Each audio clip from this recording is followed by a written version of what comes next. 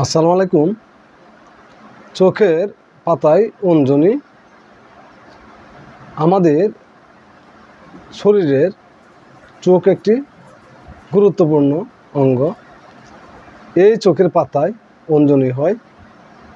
অঞ্জনি হওয়ার প্রধান লক্ষণগুলি নিচে আমরা আলোচনা করব। আমরা চোখ মুখ ভালো করে পরিষ্কার করে ধুইব প্রতিদিন। এতে আমাদের চোখের পাতায় ময়লা জমবে না এবং চোখের ময়লা জমবে না। দেখুন, ঘর্ম পদার্থ এবং তৈলাক্ত পদার্থ নিঃসরিত হয়ে আমাদের এই চোখের পাতা থেকে নিঃসরিত হয়। এই নিঃসরণ যদি আটকে যায় সেবাম গ্রন্থিতে, তখন অঞ্জনির সৃষ্টি হয়। ঘর্মগ্রন্থিতে নিঃসরিত ঘর্ম হতে না পেরে আটকে গিয়ে চোখের পাতায় ইনফেকশন হয়, মানে প্রদাহ সৃষ্টি হয়। এই পদার্থ থেকে অঞ্জনির সৃষ্টি। আমাদের সময় পত্রিকার অনলাইন থেকে পাঠ করছি। দেখুন,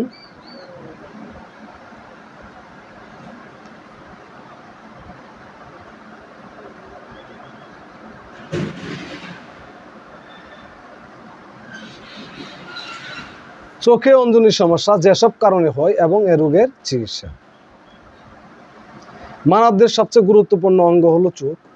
চোখের পাতায় দুই ধরনের গ্রন্থি থাকে। এক ধরনের গ্রন্থি ঘাম নিঃসরিত করে, অন্যগুলো তৈলাক্ত রস নিঃসরিত করে। এখন কোনো কারণে এই গ্রন্থির মুখ বন্ধ হয়ে গেলে ঘাম ও তৈলাক্ত রস সেবাম গ্রন্থির অভ্যন্তরে আটকে যায়। তাতে গ্রন্থিতে ইনফেকশন বা প্রদাহের সৃষ্টি হয়। ঘর্ম গ্রন্থিগুলোর কোনো কারণে সংক্রমণ হলে পাপড়ির থলি বা লেশ ফলিকুলে পুঁজ জমা হয়ে ফুলে যায়। এটি লালচে বর্ণ ধারণ করে ও ব্যথা হয়। এটি অঞ্জনি। প্রশ্ন হলো, কেন সবার অঞ্জনি হয় না, আবার কারো কারো কিছুদিন পর পর হয়? বিভিন্ন কারণে এই সংক্রমণ বা প্রদাহের ঝুঁকি বাড়ে।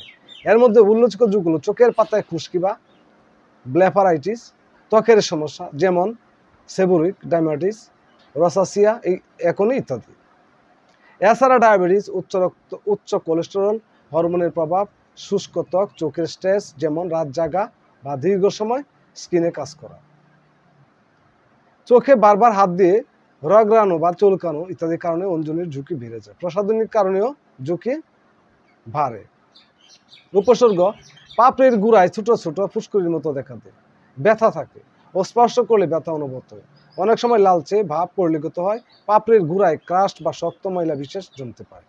অঞ্জনির মতো আরও একটি সমস্যা হলো ক্যালাজিয়ন।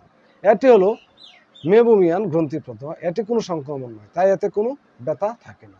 অঞ্জনি এক থেকে 2 সপ্তাহ সেরে গেলেও ক্যালাজিয়ান অনেক সময় কয়েক মাস বা তার বেশি সময় একই রকম থাকতে দেখা যায়।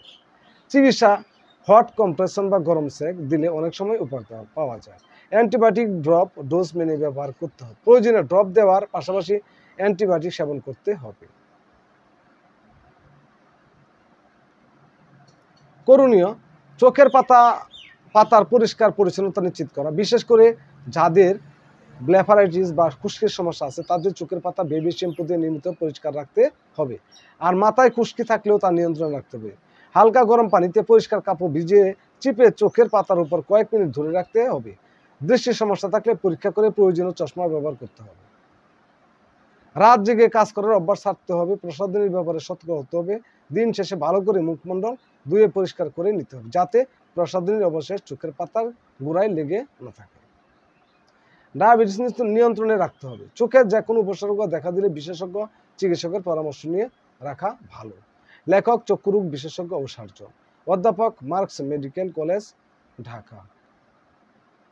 তাহলে আমরা সর্বদাই হাত মুখ ভালো করে ধুয়ে রাখবো এবং চোখ পরিষ্কার করবো। সবাই ভালো থাকুন, সুস্থ থাকুন।